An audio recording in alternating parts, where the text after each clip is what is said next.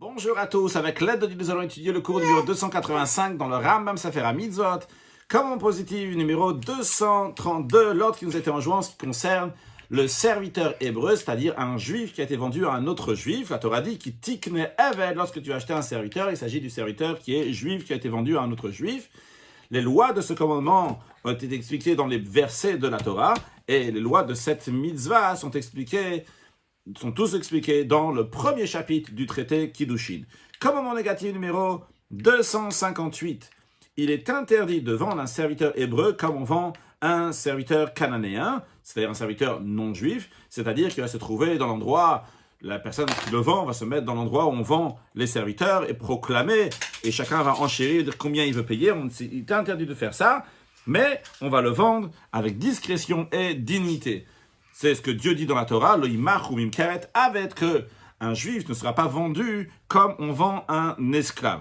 Voici le langage du Sifra, donc le Midrash qui dit lo imach ou mimkeret aved, ils ne seront pas vendus donc comme on vend un esclave, c'est-à-dire de ne pas faire une simta, de ne pas faire donc un endroit dans le marché publiquement et le mettre donc sur la pierre dans laquelle on met les esclaves qu'on va vendre. Le Rambam rajoute, il dit, sans doute, cela inclut aussi donc l'interdiction à celui qui kidnappe un juif, parce que si il va le vendre, eh bien, il va le vendre comme un serviteur cananéen. J'explique un peu plus, c'est-à-dire qu'il y a l'interdiction dans les 10 commandements, l'otignov, de ne pas voler, de ne pas kidnapper un autre juif, mais la personne, elle sera passible uniquement une fois qu'elle a vendu, une fois qu'elle a kidnappé, et aussi elle a vendu. Le Rambam dit que lorsque la personne va le vendre, il va transgresser aussi donc cette interdiction-là, parce que quand il va le vendre comme on vend un serviteur cananéen. Donc cette personne qui a kidnappé le juif va le vendre comme un serviteur cananéen, il va transgresser l'oimach ou une kareta, et ils ne sont pas vendus comme on vend un esclave. Le Ram nous dit, on a déjà mentionné dans le commandement, donc Resh Mem Gimel, donc là-bas on a parlé donc de cela, de celui qui kidnappe un juif, et le verset dit que cette personne-là qui a kidnappé donc va être mis à mort. Les lois de ce commandement-là, avec le commandement qui est avant, c'est la Mitzvah Resh Nun Zayin que nous allons apprendre dans quelques instants, sont expliquées dans le traité Kiddushin, dans le premier chapitre. Commandement négatif numéro 259. Il est interdit de faire travailler un serviteur hébreu dans quelque chose que nous n'avons pas besoin de le faire travailler, ce qu'on appelle avodat parer, le faire travailler donc un travail de dur labeur. La Torah dit, le tir de boube farer, tu ne vas pas l'opprimer par un travail dur de labeur. On ne va pas le faire travailler, on ne fera pas travailler un serviteur hébreu uniquement si c'est nécessaire, on a besoin qu'il va faire tel et tel travail, à ce moment-là, on va lui dire de le faire. Voici le langage du Sifra qui dit, le tir de boube farer, tu ne vas pas le faire travailler avec un dur labeur. Ne dis pas au serviteur, réchauffe-moi ce verre d'eau alors qu'il n'en a pas besoin, et tout ce qui est semblable à ça. Alors le Rambam dit, lorsqu'ils disent interdit de dire au serviteur de réchauffer un verre d'eau, ils amènent donc un travail qui est facile et simple, ils ont donné comme exemple.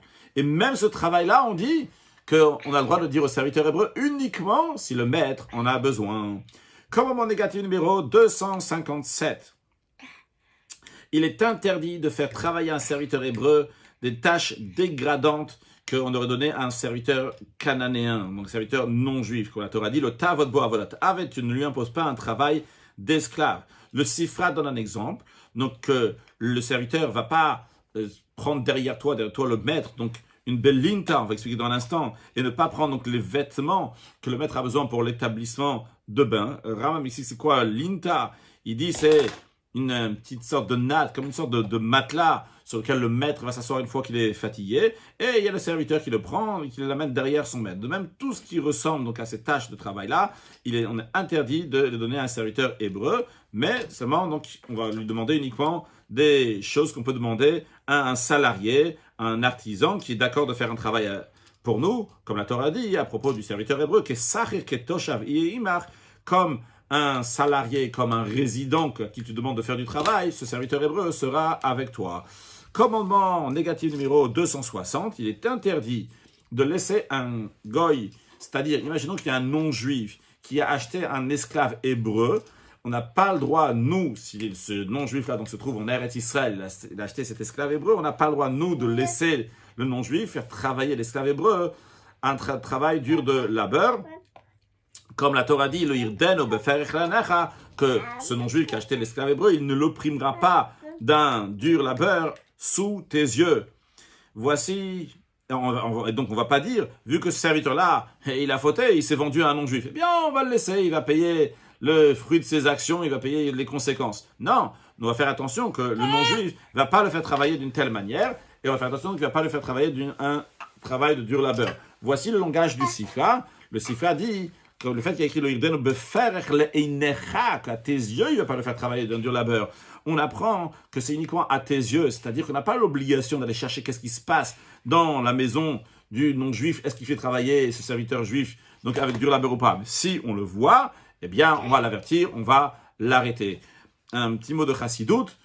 On dit que la première mitzvah qui a été donnée au peuple juif, donc la paracha de Mishpatim, suite au don de la Torah, c'est que Tikne va dire lorsque tu vas acheter un serviteur hébreu, car en effet, la manière de servir Dieu doit être comme un serviteur qui se donne totalement à son maître, donc à nous de nous donner totalement à Hachem pour faire Torah mitzvot, rajouter des actes de bonté, de bienfaisance, et par cela amener la venue de Mashiach now. Excellente journée.